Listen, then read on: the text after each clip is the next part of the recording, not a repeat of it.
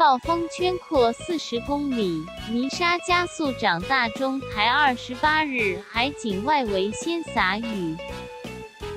泥沙蓄势待发。中央气象局表示，轻度台风泥沙持续增强，暴风半径不断扩大，并加速向西北直扑而来，预计周末会穿过台湾。28日周五清晨至上午将发布海上台风警报，东半部受外围环流影响，出现局部阵雨，西半部则依旧晴朗炎热，下午至晚间则会发路警。29至31日周六至下周一，全台将现狂风暴雨。气象局观测，泥沙27日下午2时中心位在鹅銮鼻东南东方850公里海面上，加速以每小时14公里速度向西北往台湾靠近，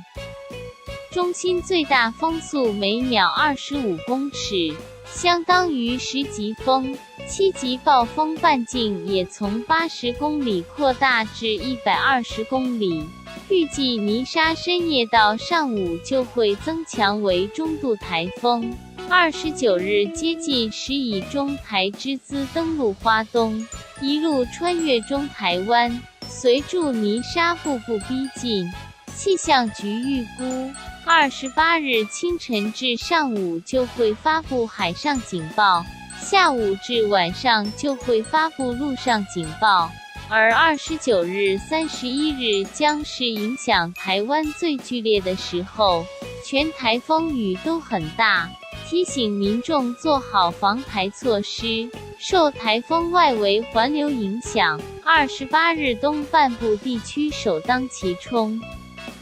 开始出现局部短暂阵雨，西半部依旧晴朗炎热，高温35度，午后有局部短暂雷阵雨。气象局并发布强风特报，东南部海面平均风力将增强至8、9级，最大阵风10级。下午起北部海面、台湾海峡北部平均风力也将增强至6、7级，东北部海面平均风力6级，浪高逐渐增大至3、4米。